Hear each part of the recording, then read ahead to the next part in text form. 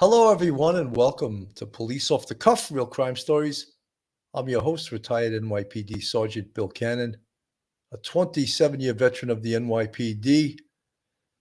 Folks, this is a double session. We did an earlier show at 4 o'clock, of course, on the Soto Guerra homicide out of San Antonio, Texas.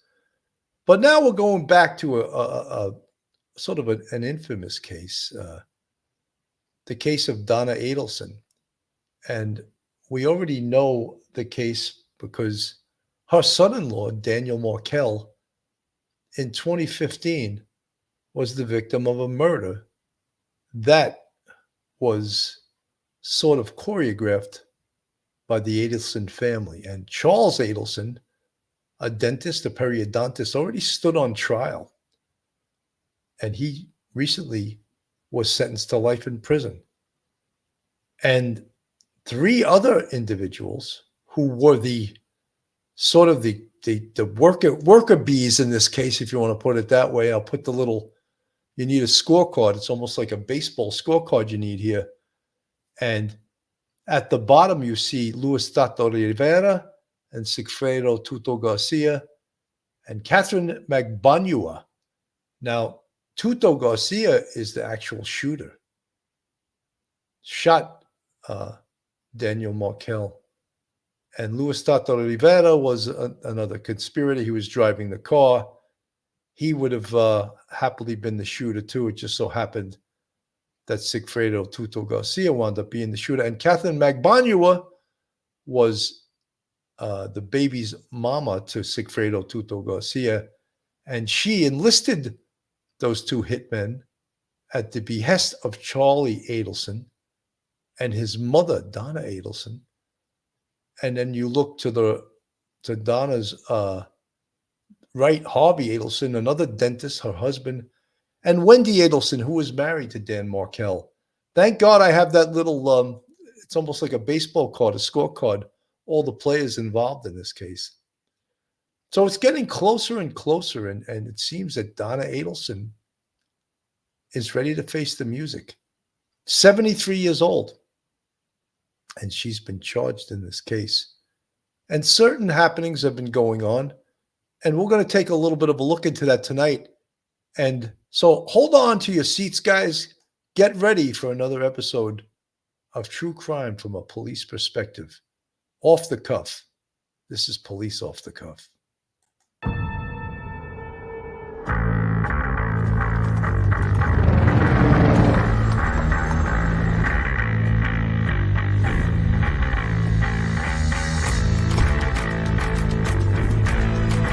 There has to be some common sense. Yes, sir. They have the car stopped at 10th and Ranch Microfighter. We still don't know who pulled the trigger.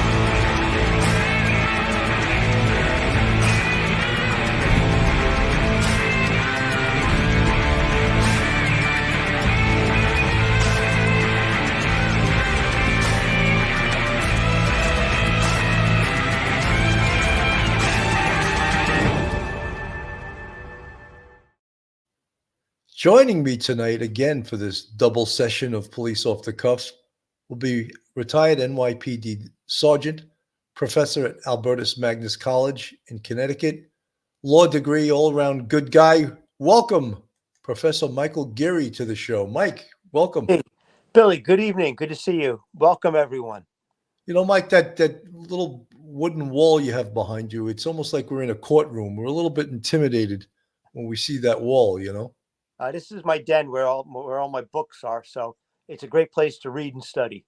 All right, that's good. So, Mike, some of the new things that are going on. Donna Adelson, she's hired new attorneys. So it's like she fired. There's a picture of her in her sad face and her prison garb. Right. She's hired new lawyers to defend her on charges that she conspired with her son, Charlie Adelson, and others to kill her former son-in-law, Dan Markel. Adelson has just hired her son's lead attorney, Daniel Rashbaum of Miami, along with a well-known Tallahassee criminal defense lawyer, Alex Morris, to represent her according to court documents. Rashbaum handled the bulk of defense duties during Charlie Adelson's trial, which ended with guilty verdicts on all counts. Rashbaum and Morris filed a substitution of counsel motion Friday, asking the court to approve them as counsel of record and replace her previous attorney, Marisol Descalzo of Miami. Circuit Court Judge Stephen Everett approved the motion this Tuesday. Donna Adelson, of course, was arrested November 13th, a week after her son's conviction, as she and her husband, Harvey Adelson, attempted to board a flight out of Miami International Airport with one-way tickets to Vietnam. She was later indicted on charges of first-degree murder, conspiracy, and solicitation, the same 3 crimes for which her son was convicted. She is the matriarch of the South Florida family that has been under investigation since July of 2014, when the law professor was gunned down in the garage of his Trescott Drive home in Tallahassee. The murder, which was carried out by 2 Miami hitmen, happened amid bitter court battles between Markel and his ex-wife, Wendy Adelson, who you see a picture of her on the screen, who is Donna Adelson's daughter and Charlie Adelson's sister. Donna Adelson pleaded not guilty to the charges during her arraignment last month. Descalzo asked at the time she be moved off suicide watch and out of an isolated cell at the Leon County Detention Facility, through Circuit Judge Stephen Everett declined to intervene. In recorded jail phone calls after her son's conviction, but before her arrest, Donna Adelson, who is 73 years old, talked about the possibility of suicide, though she also mentioned fleeing to a country with no U.S. extradition treaty. She audibly scoffed during her court hearing after a Leon County Sheriff's Office lawyer mentioned comments she made about suicide. Descalzo argued there was no reason she needed to be in observation and asked that she be moved to a normal part of the jail. So, Mike, crazy. First of all, one of the things is that you would expect, in most cases, a woman of her means, her pedigree, her background would perhaps be released on bail, even a high bail. However, there are a few reasons that that's not a possibility. One, she's a flight risk. She proved that by trying to flee to Vietnam. Two, she's a danger to herself and potentially others. Can you think of a third reason? Billy, yeah, she's all of her bad luck, she brought it all on. She doesn't know when to shut up on a jail telephone call to her son, admitting she wants to get out of the country. She's going to commit suicide. I would also be afraid of her having anything to do with her grandchildren, the prize that she wanted so badly to have. And it's possible that she could hurt maybe her daughter. She could hurt herself, her husband. She's in bad shape. She brought it all on herself. She's got no one to blame. I think she's in that protective custody rather than in regular the jail. And I think perhaps it's good also because she could be the target by, as a 73-year-old elderly lady, she could be the target of assault within the jail itself. So I think it's best she stays right where she is. I think the judge is smart. Keep her right where she is. Nobody could hurt her. She can't hurt herself. There's the little flyer. Donna Adelson's computers searched by police. Mm-hmm. What is next in the Adelson family drama? This has been playing out for almost 10 years. Yeah. Almost 10 years. And Donna Adelson was scheduled, and this is her husband, Harvey, next to her. She was scheduled to have a case management. This is according to the Tallahassee Democrat. She was scheduled to have a case management conference before Judge Everett on Tuesday at the Leon County Courthouse. But severe weather prompted the courthouse to close. The hearing was reset for January 30th. Rashbaum, a former federal prosecutor in South Florida, is a partner with Marcus Neiman Rashbaum and Pinheiro LLP of Miami. His focus includes white-collar criminal defense, international investigations, and regulatory enforcement, according to the firm's website. Morris is a criminal defense attorney who has handled cases from murder and sexual battery to drug trafficking and fraud. Last year, he and attorney Batagi Akbar successfully defended Sharon Letman Hicks on public corruption charges during her trial with co-defendant Andrew Gilman, former mayor of Tallahassee. Donna Adelson is the fifth person charged in the nearly decade-long Markell murder investigation conducted by the Tallahassee Police Department and the FBI. The other four, her son, the two hitmen, Sigfredo Garcia and Luis Rivera, and her son's ex-girlfriend, Katie Magbanua, have all been convicted of murder. Charlie Adelson, Garcia, and Magbanua are serving life sentences. Rivera got 19 years as part of a cooperation agreement. I'll tell you, one of the things I would be very reluctant to do as a defendant is hire an attorney who represented my son, who just got sentenced to life in prison. I would not give him another swing at the ball. You know, I would totally want a clean slate. I don't want the guy who represented my son, who's now facing or was sentenced to life in prison. Yeah, Billy. In her recorded phone conversations with Charlie, she complained. They both complained about the way the case was presented. One of the complaints was that Rashbaum used a jury expert to try to figure out who would be a good, person or persons to have on the jury, and really didn't ask any questions. Just gave up all of that, the insight he might have, to a specialist. And they thought that the jury that Charlie got was not a good jury, and they really wanted someone not from Miami, but from Tallahassee, because it's going to be tried. The murder trial is going to probably start, they're thinking, before the summer, and it's going to be in Tallahassee court, and they want a local person. So Rashbaum has been moved aside, and Alex Morris, who is a local Tallahassee attorney, they think would be a better match because he's local, he knows people in the area, he understands the people. They feel that he really would have a better beat on who could get Donna the best jury this time around, because it flopped the last time, didn't work at all, and Charlie's in prison forever, and they want to move on, get somebody else. It's creative. I guess it's the best thing to do. You do not want to go to bat with a guy who just struck out in the bottom of the ninth for on your son's team. So it's a good move, but yeah, they have to do something. And I think, though, that they probably will get this trial done by the summer. When you look at the picture of Donna Adelson that I'm just showing you on the screen, and one is just a close-up picture of her face, and the other is her in it's a red sort of prison jumpsuit. Right. She looks somewhat sympathetic.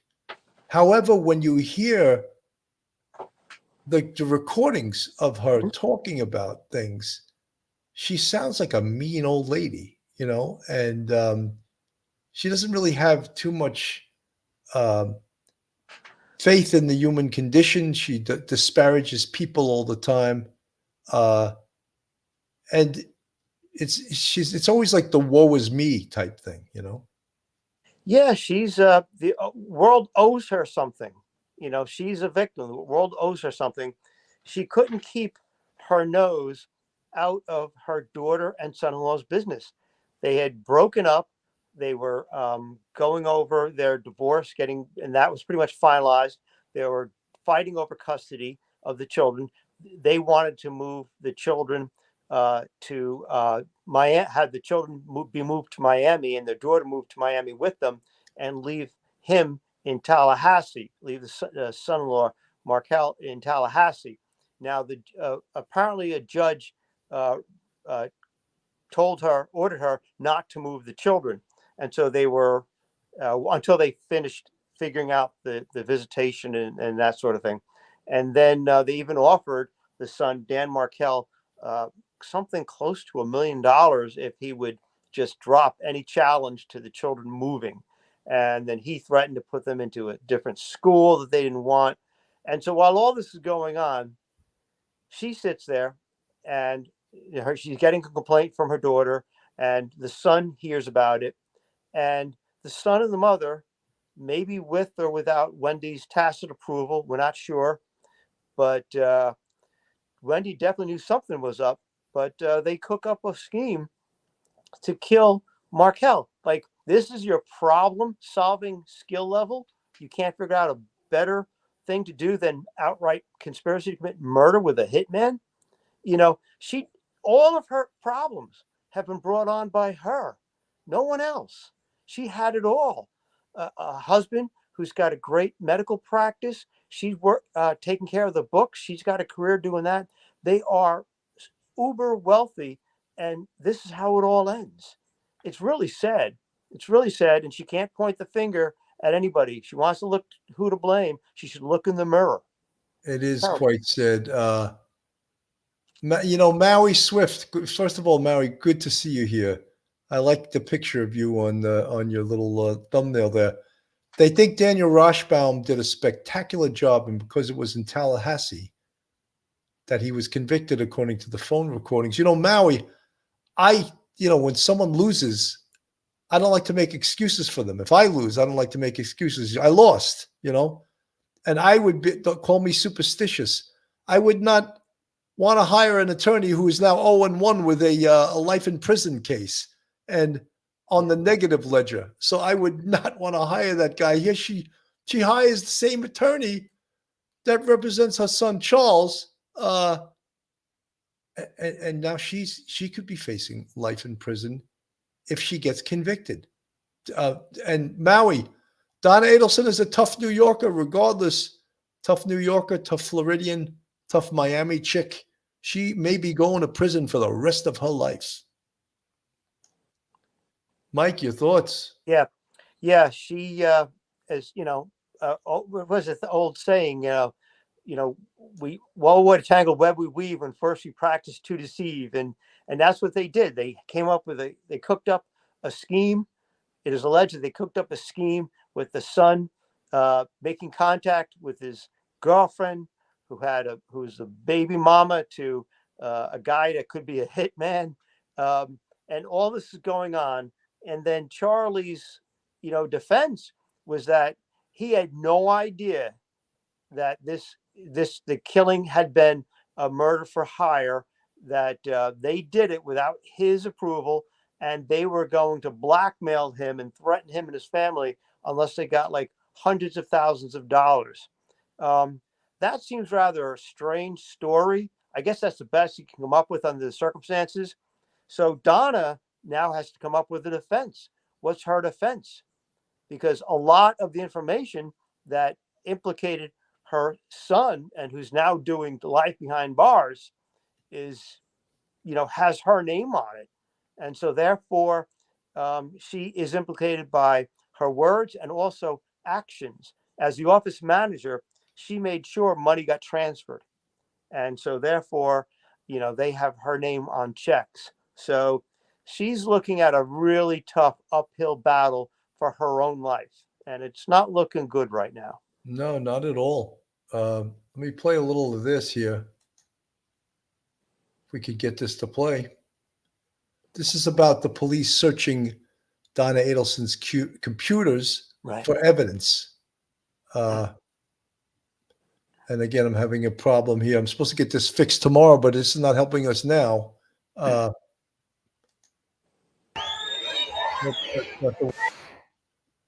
His innocence. Yep, that's it. And they certainly don't show proof beyond a reasonable doubt of his guilt. You saw Dan Rashbaum represent Charlie Adelson in his trial. Now he's switching clients and representing Donna Adelson as her turn comes to stand trial for the murder of Dan Markel. This as new search warrants for other electronic devices come to light. I'm Anjanette Levy. It's Tuesday, and this is Crime Fix. Law and Crime's look at the biggest stories in the world of crime. She has new lawyers. Dan Rashbaum will represent her along with Tallahassee lawyer Alex Morris. The Adelsons made it clear on jail calls following Charlie's conviction that a local lawyer might be important. But it's like what Catwoman did for her closing with all the lines and the made-for-TV drama of all of what she put up. Like like there will never be another outcome with what she did up there, with the pictures being left up there for 5-10 minutes at a time. Like she dumbed it down and put in a bunch of lies, and it was like she dummied it down. She dummied it down for a bunch of dummies, and it flew. Now, this is an interesting turn of events. Rashbaum appears to be close to the Adelsons. Donna Adelson talked about him many times on jail calls with Charlie, including when she discussed leaving the country. Look, got to make a decision at some point. So after speaking to Dan this morning and knowing what they're thinking up there, and I don't know if we'll make it out in time. I really don't. But Dan said, you might, or you might do all of it, get to the airport, and they'll stop us. And that could happen. It could happen. I don't know, but it's worth a try. Donna Adelson's current attorney had said during her last court appearance that she wanted a speedy trial, and that may not happen now with a new lawyer coming on board. But Dan Rashbaum definitely knows the case front to back. Also, there are new search warrants that have been filed with the court. Investigators seized Apple iPhones, an Apple iPad, and 2 MacBook Pros from Harvey and Donna Adelson. Investigators got a warrant to search both MacBook Pros for information related to Markel's murder involving Donna Adelson going back to 2012, 2 years before the murder. Prosecutors have painted Donna Adelson as one of the masterminds in the conspiracy to murder Dan Markel, so her daughter Wendy Adelson could move their children to Miami from Tallahassee. Donna Adelson has pleaded not guilty to the charges and remains in the Leon County Jail, where guards are keeping a close eye on her, fearing she might attempt suicide after she referenced that on jail calls. You know, Mike, we spoke before we were on the air about the possibility that them getting search warrants for the all the devices belonging to the Adelsons could potentially bring Wendy Adelson into the mix here. And there she is on the screen in one of her testimonies and at the trials that she testified at. And because she did get limited immunity, correct? But Yes. that doesn't include all the search warrants. Go ahead, why don't you discuss that? Yeah, she testified in 2019 in the killer's trial, in the trial of Sigfredo Garcia and the other gentleman, Luis Tato Rivera, right? And on the screen. She was given use immunity, what they call use immunity, which is very limited. You're only given immunity when you're asked a question by the prosecutor that may, the true answer to that question may incriminate you in a crime. So the prosecutor needs to have her, testimony, but is only going to be asking her very, very specific questions, and the answers to which, if they do implicate her in some part of the crime, that information that they got won't be able to be used against her in the future. She didn't get blanket immunity for all of the things she may have done. A very famous person who got blanket immunity was the guy who testified against John Gotti in Manhattan, a hitman, Sammy the Bull Gravano. Gravano. Right. He's been on the show several years ago. No, he was given immunity for everything he ever did wrong, because that's how badly they wanted his testimony, needed his testimony. Now, that was in 2019. She also testified in Charlie, her brother's trial, just a couple of months ago. He was found guilty in November. So therefore, she was also given immunity for those questions. And those questions probably closely mirrored the questions that she was asked in the 2019 trial of the shooters.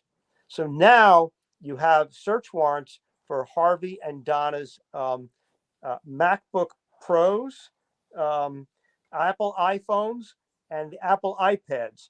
And the search warrant allows the police to go back to 2012.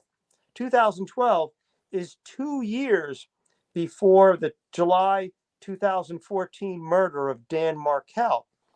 So the police obviously want to go to the very, very beginnings, back to the very, very beginnings of communication between the mother, the father, and Wendy, and also and to see if there's anything that's brand new that would and information that could implicate Wendy that is completely separate and independent from the information they already got about her that she may be given immunity for. So therefore, she is in the crosshairs. She's an unindicted co-conspirator. They want her badly. It makes sense to look at her and to shake the tree, see what happens, and to see all the communications, where did it all start, because from her discontent and her talking to her family, this plot grew, the plot against Dan Markel. We can argue about who thought of it first, who executed it, who's the most, criminally liable one, who's the most responsible, but nothing would have happened unless Wendy perhaps got the ball rolling with her brother or her mother. Wow, that was a lot there, Mike. Very Thank good. you. The farmer's wife knits. I think there's no bail for murder charges in Florida. The farmer's wife knits. You're absolutely right. I was incorrect. But I was just thinking that perhaps when Donna Adelson was arrested, they might amend the charges, so she could get bail, and then perhaps they could reinstitute them just because of her advanced age. There's always seems like they can make exceptions for certain things, but obviously in this case, there was no exceptions. One of the things I really wanted to bring up, and it's amazing in this case, as educated as these people are, as affluent as they are, they have a certain level of arrogance, of hubris, that they believe they can get away with things that no one else can. And that belies the fact that they speak freely on phones. That haven't they learned their lessons? That the police are listening. Big Brother is listening. And you're still talking on the phone. And that's why I think that these new warrants for these Apple devices and all this electronic evidence, they're going to hit the jackpot with that, because these people put everything out there. Billy, they putting stuff out there even after the brother is sentenced to life behind bars. They're putting it out there even after Sigfredo Garcia and Luis Rivera are in prison. They're putting it all out there even after Catherine Magbuan. Magbuanua. Yeah, they don't know when to be quiet. And so you can imagine years before the murder, how freely they might have been talking about it, if they're talking about it as freely as they are now, after all that has occurred and after all the police involvement and after all the convictions. They don't know when to can it. To shut up. Right? Thunder Road Queen. Is that the Bruce Springsteen song, Thunder Road? Why wasn't Adelson family members there to support Charlie? Will Harvey and Wendy be there for Donna? Thunder Road, one thing I think you need to remember is that on the advice of counsel, Wendy Adelson was told to shut her mouth and not to talk even to her mother. And do you think that perhaps Harvey Adelson has been given the same advice by an attorney? I would think so. So they can't just outwardly support, because as we were just talking about, has anyone learned their lesson about talking on these devices and communicating on these devices? If you're suicidal, I'm going to be correct you. I'm not suicidal. I'm fine. I'll see the boys tomorrow night. Yeah, Sunday night. Yeah. Great. Now, am I suicidal? No. That's her attorney that is go to sleep and not see my son. I do. Also, Adelson, of course, scoffed at that suggestion in court last month. Now, before she was arrested in Miami, she also had a phone call with her son, who's obviously in jail here. 25-minute phone call. I personally listened to it.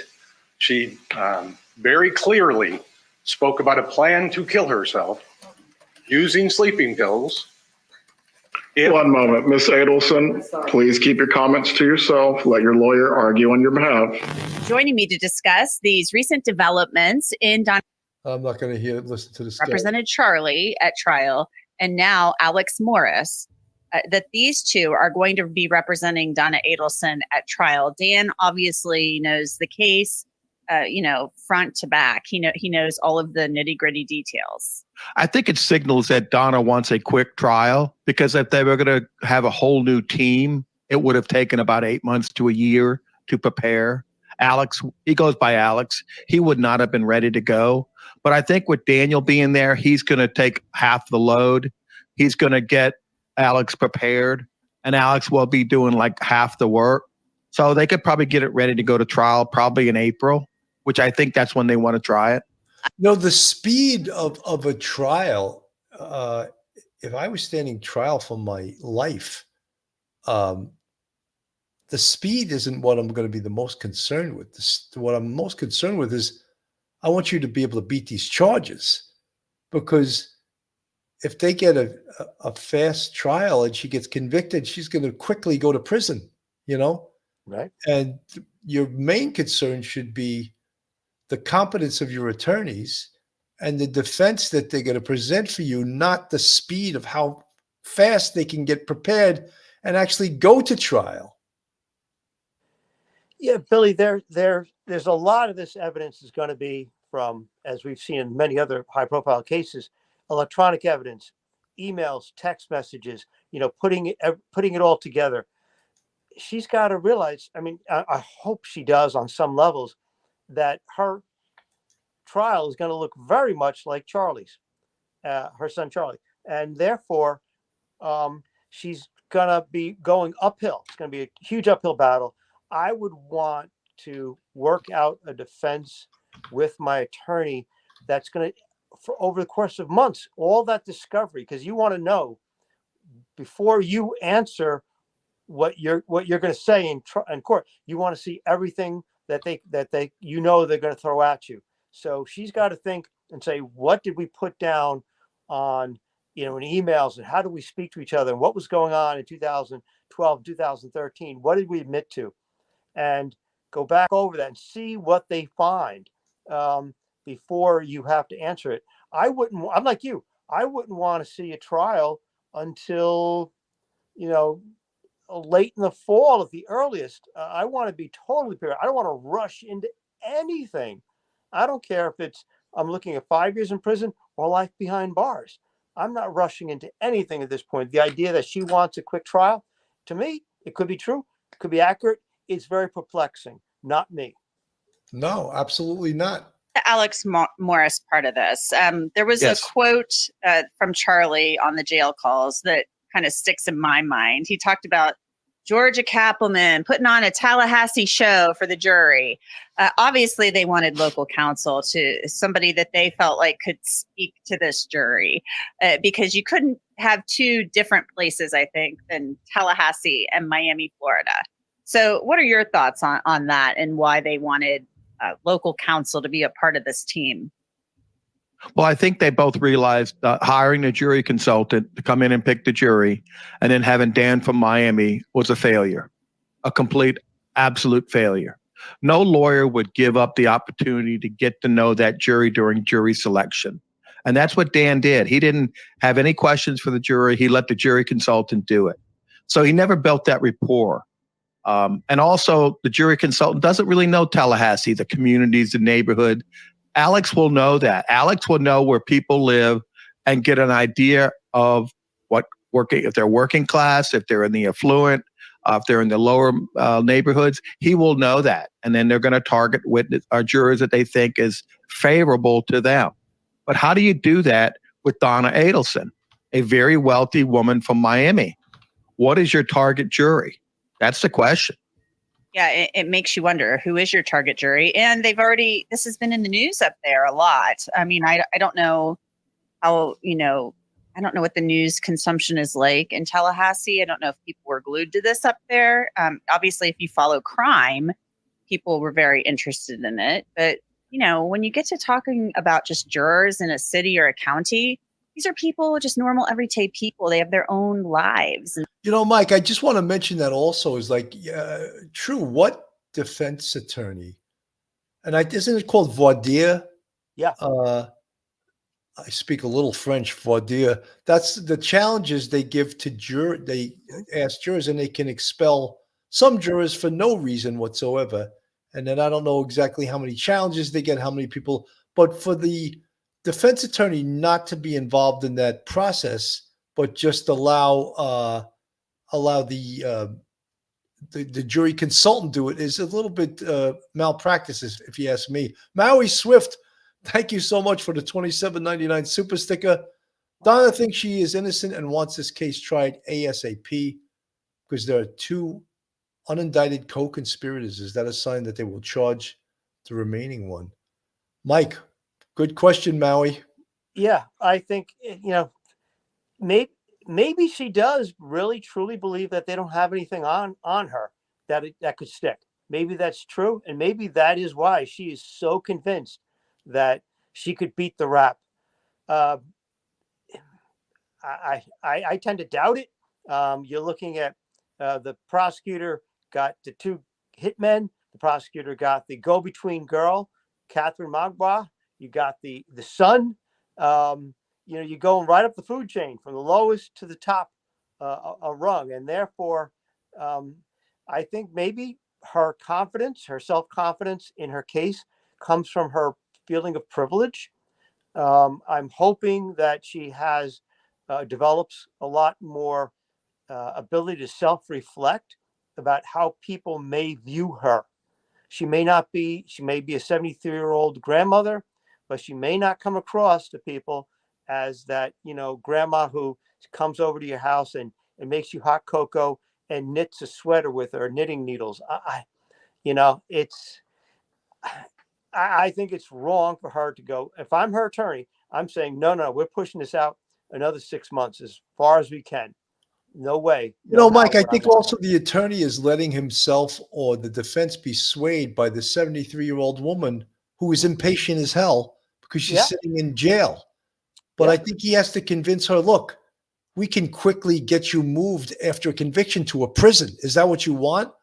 Or do you want us to take our time, develop a good defense, and hopefully we could beat this case? Right. But she's being impatient, which also can be a character flaw here. I'm not saying I would love sitting inside jail either while awaiting trial. I would not.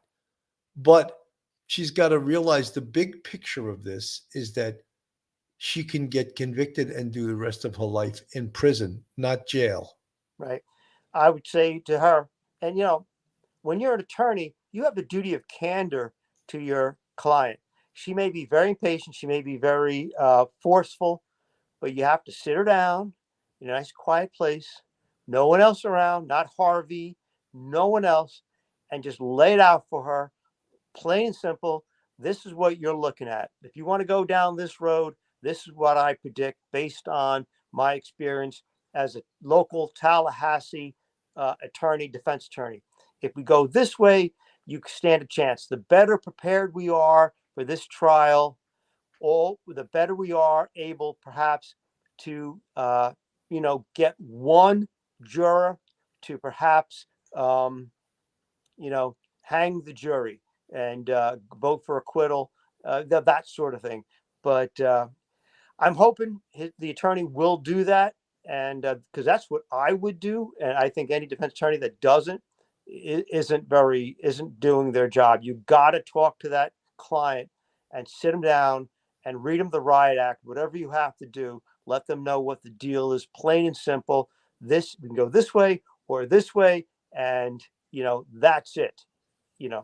But it's really she's an impatient lady. She's always used to getting things her own way, and she's going to be looking, and they're going to try to come up with a jury that may be more favorably disposed to her.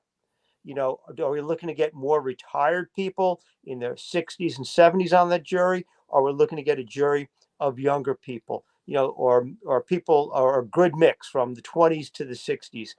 This is very difficult. It's not a science.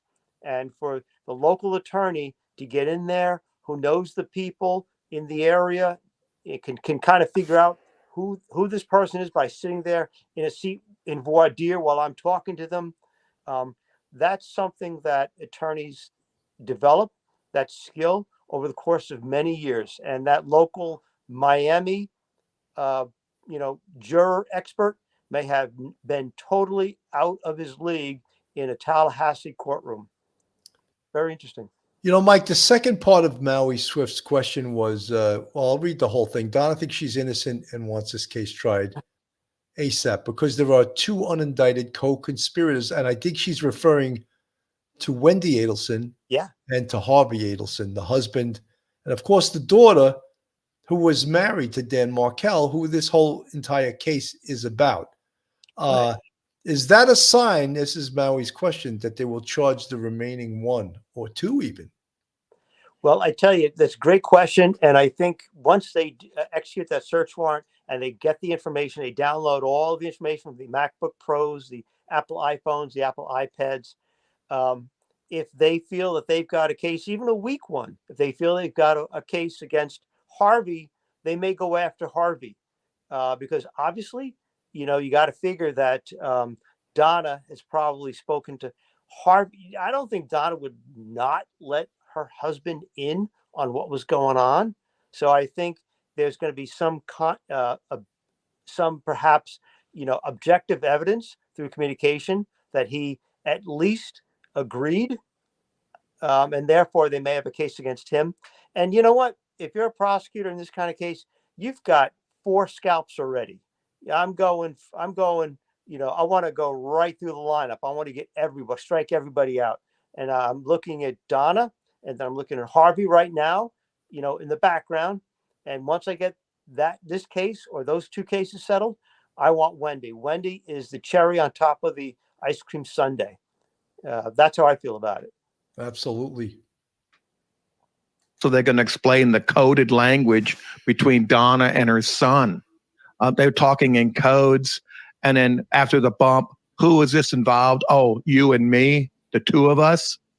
And then there's one where they say, well, Wendy doesn't realize how lucky she is, which kind of infers that Wendy had nothing to do with it, didn't know what they did. So she's going to have some answers for the coded language after the bumps and paying Mag Bono for doing no work. Tim, one thing that's really interesting is that Donna Adelson is on jail calls talking about how she's having all of these conversations with Dan Rashbaum. And she's saying when she's on a hot mic, if you will, she doesn't realize she's still being recorded, about talking to Dan and whether or not they could get out in time. And that she's talking about going to Vietnam. So what kind of problem does that create if she's actually talking to him about possibly fleeing? Well, it's not sure if she was talking to Harvey because she didn't know the recording was still going on. If she was talking to Harvey, that's not attorney-client privilege, the third party. If she's talking about fleeing the jurisdiction to avoid prosecution, is that privilege material? Does that fit the exception of crime?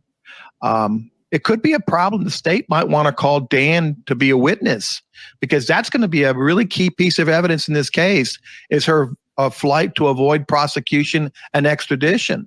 And there's going to be a jury instruction. You can infer guilt by her ability and her willingness to get on that plane and leave the jurisdiction. So that's a big piece for the government's case. And it may be problematic for Dan to stay on this case.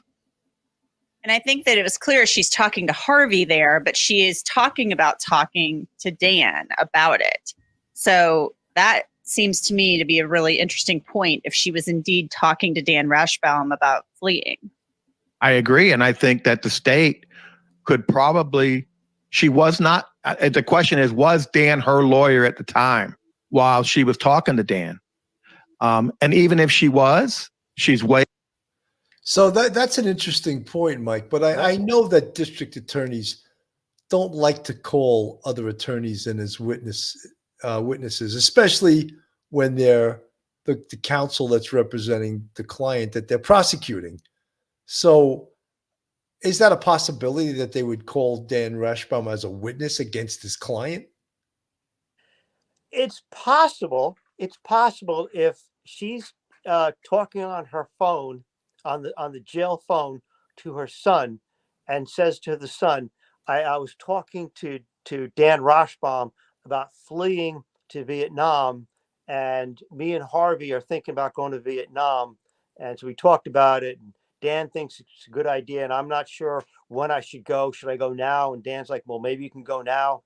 She's crediting words to her son. She's relaying things that she said to Dan, the Charlie's attorney, and she's saying, this is what I said to him, and this is what he said to me.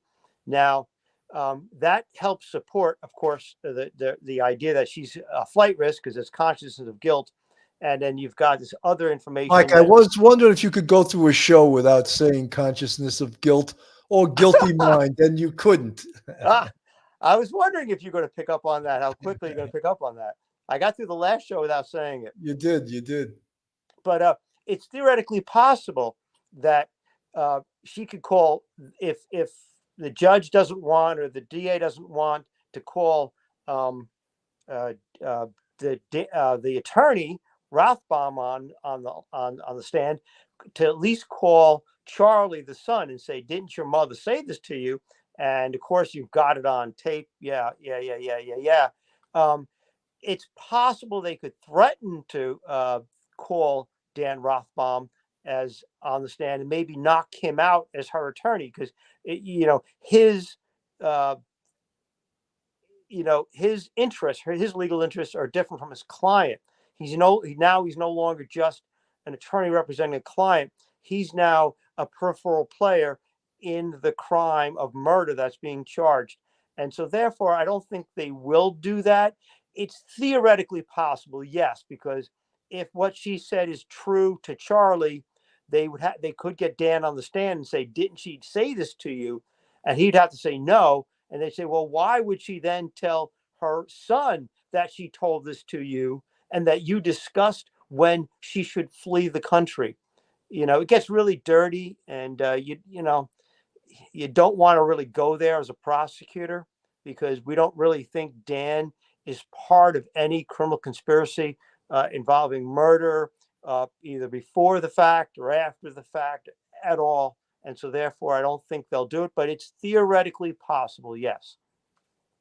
Let's hear a little more of their chat between Charlie Adelson and his mom. Again, whenever I try to bring this up, of course, it doesn't work on the spot. We'll get it to go. So they still had these conversations, even though they realized that they were being recorded. Just ridiculous. Yeah.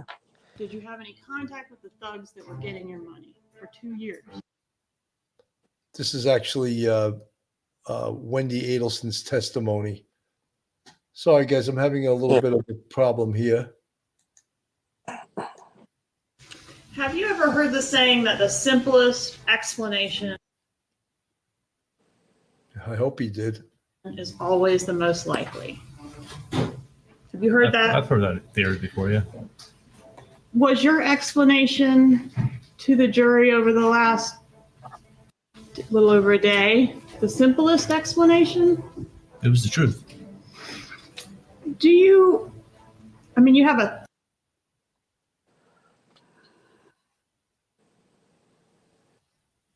This is Charlie Adelson's testimony, and I always questioned the fact, why would he testify in a case that his whole life is on the line?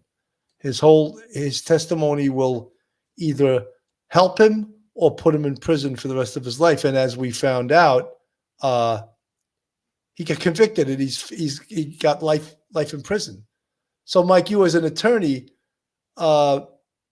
it's almost always a bad idea for the defendant to testify. Billy, usually it is, and this is always, you have to make this on each individual case by case basis. I think because he's not like a perp who's been in prison 3 or 4 times before, and now it's his 4th criminal trial. He's looking at 25 years to life, and he needs to really get in there and try to clear his name. he's a well-respected periodontist, has been in practice for years, no criminal history whatsoever. And I guess he really can't help feeling very confident that he's just going to talk about, I was extorted by these people who killed my brother-in-law. They're threatening to kill me, and I had to pay them off. And, I guess he figured he's got enough self-confidence. He could do that. He could pull it off. The problem is by the time he gets to talk to that jury in his defense in chief in his own case, the prosecutors already presented a lot of evidence from the shooters, the ex-girlfriend, Wendy telling that joke that he made to the jury that he said, "Oh, fixing your television is cheaper than hiring a hitman," or something like that. Like really just dumb stuff. So he had an uphill battle. I guess you want someone who's believable, and he has the right to defend himself like that. If I'm the attorney, I might not want him on the stand, but in the end, no matter what, it's the attorney has to step aside if the defendant wants to take the stand. It's ultimately left up the defendant, and I guess because of his background and education and confidence in himself, and lack of criminal background, he thought he could spin enough of a tale that he could at least get one, maybe two jurors to buy his story. Absolutely. Folks, this is Police Off the Cuff, real crime stories. If you like real crime, true crime from a police perspective, then you're in the right place. And if you're not subscribed to us, go on our YouTube, hit that subscribe button, give us a thumbs up, ring that bell, hit the like button, share us with your friends and family. If you'd like to contribute to this channel, we have a Patreon with 3 different levels, and we also have a YouTube channel membership with, count 'em, 5 different levels, and you can support this channel that way. Just in case. To get something brought back on appeal, or maybe. More Dan Rashbaum, their attorney, from a jailhouse call from November 7th. And again, of course, I'm going to remove this because I'm not getting it's not playing. The freedom in which Charlie Adelson and his mom, Donna Adelson, freely spoke, and all of those conversations came back to haunt them, really haunted them. And there's no doubt in my mind they're going to pull up conversations and play them at Donna Adelson's trial, much like they did at Charlie Adelson's trial. And the same, maybe if Wendy Adelson in the future gets tried, she's at least smart enough to stay the hell off the phone, and she doesn't visit or call or anything.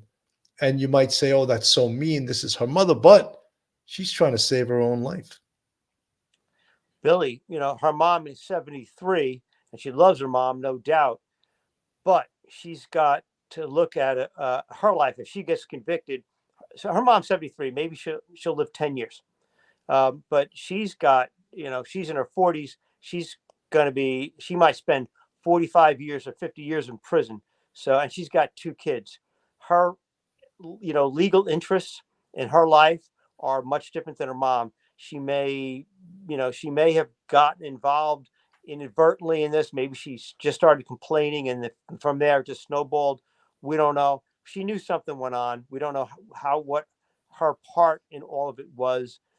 She's still an unindicted co-conspirator, but she may just have to cut the lifeline between her and her mom and say, I can't do this. I have to take care of my children. Kind of ironic to say that maybe to her own mother. But when you get yourself into these situations and you got to make the tough choices, are you going to survive, or are you going to just fall on your sword? I'm voting to survive, and I think she's got that survival instinct. Her brother and her mother just, like this, and they're just cutting their own legs out from underneath them. Absolutely. Gumshoe Gal. The case is a stinker. Charlie admitted that he paid $138,000 to the people who killed his sister's ex-husband. That double extortion defense was absurd. Yes. Yeah. And the proof to that is he's spending the rest of his life in prison. I mean, even when when he was prior to sentencing, I think he gave like a one sentence explanation or just said, "Your Honor, I am not guilty." And then the judge was like, "Well, thank you." And then he proceeded to sentence him Right. to basically life plus 60 years or whatever. He was so touched by that. And of course, will Charlie Adelson be appealing? Of course he'll be appealing. He's got the money, he's got the time, he's not going anywhere, he's in prison. He's going to appeal. One of the things I really notice about this case is that everyone that's been following this case is just salivating for the day that Wendy Adelson gets arrested. Everyone just wants a piece of her so badly. And it can't be hidden in the chat. It can't be hidden with the people that follow. Chris B., Ian interview with hygienist that worked with Charlie. And she said he is an awful dentist, was nasty to patients.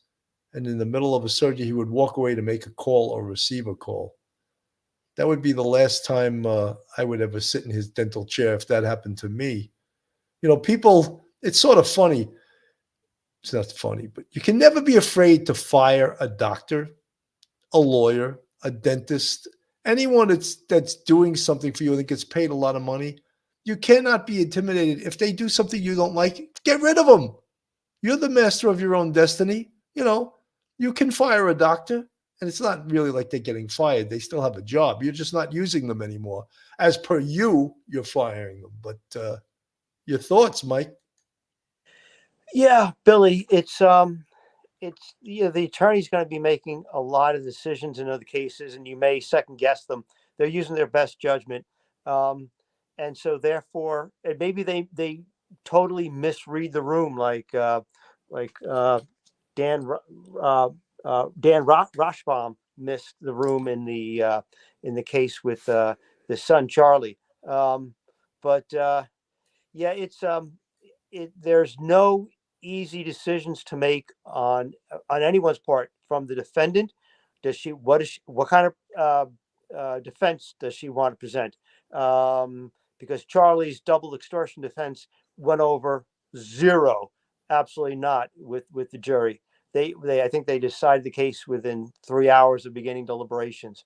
You know, what is she going to say? She's going to change the defense. What's her defense going to be? What does she want her attorney to do? Does she want to take the stand? That's going to be really interesting when you think about that decision. Is she going to play up the fact that she's an elderly woman who's a grandma? How can she do that? Is she not going to testify? If I'm her attorney, we're going to have a lot of conversations about that before the end of the trial. So some of the decisions you may agree with your attorney. Some of them you may totally disagree. But, you know, in the end, you can always appeal like Charlie will and second guess. You can always second guess your attorney. But you're right. You know, she may, the best thing she may have done so far right now is to keep Dan Rashbaum, but move him aside and have the new attorney, the local attorney, come in, Alex Morris, and take over the case. Donna Douglas, I didn't know people were so loved dentists. Who wants to grow up to be a dentist? Note to self, never date a dentist. But dentists have lots of money, though. That's one thing. Yeah, but maybe, you know, so something about like the personality of a dentist. And I'm not going to put them all in this, but they work in little small spaces, right? It is sort of a very peculiar job, I guess, you know. But a job, nonetheless, that they get paid a lot of money for, you know, and so you get rewarded for doing work that's pretty tough, pretty hard. Erica Olson, another lover of dentists. Dentists are creepy. Oh, I'm glad I'm not saying all this stuff because I would take a beating for that in the chat. But I'm just reading. What is this? Sergeant Bill would be the last time for me. I'd probably get up with the in my mouth and go. Yeah, I mean, You can never be afraid. Tennis Girl 101 wouldn't know her phone number. Debbie Gibby thought I heard someone say there was a couple there. I don't know. I'm not sure what you're referring to. Debbie Gibby, once the jury sees her emails calls with Charlie Bump, she's done. Well, the bump was the thing that they did with the FBI that got them talking on the phone and ultimately led to some conversations that I think they wish they had back. But once you say something and it's recorded, you can never get it back. You know, you can never, Donna Douglas, never be afraid, laughing out loud. Yeah, I mean, you got, you know, when it comes to people that you hire in your own life to do things for you, whether it be a doctor, a lawyer, whatever, you can never be afraid to call the shots. You know, don't be afraid that they are more powerful than you or whatever. So this, Mike, this has been a very interesting night, interesting case. I'm glad that you were so prepared. I really am happy that you were so prepared, because when you when you look at all those notes, he shows the professor in him. He gets prepared. The master of preparation shows his lawyerly duties, and I appreciate that, because when in a ping pong game, when I hit it back at you, you hit it back over the net to me, and I try to keep doing it with you. But you did a fantastic job. I want to thank everyone for tuning in tonight. This was sort of a double session for us today. We did an earlier show at 4:00 in the afternoon on the Soto Guerra homicide case. And that keeps coming up. More interesting things every day we hear about that case. The third arrest, of course, took place. Mike, your final thoughts on this case? Final thoughts. Just hope that people stay interested and stay tuned to this channel, and just follow this case, because hopefully it'll be over. The trial will take place before the summer, maybe by the year, and we'll have an answer to what's going to happen to Wendy and Harvey by who knows, by next Thanksgiving. And just keep your fingers crossed that there is justice, whatever that is, however it comes out. Just pray that there's justice in this case. Absolutely. Folks, thank you so much for tuning in. I'm Bill Cannon from Police Off the Cuff Real Crime Stories. Have a great night, and God bless. One episode just ain't enough.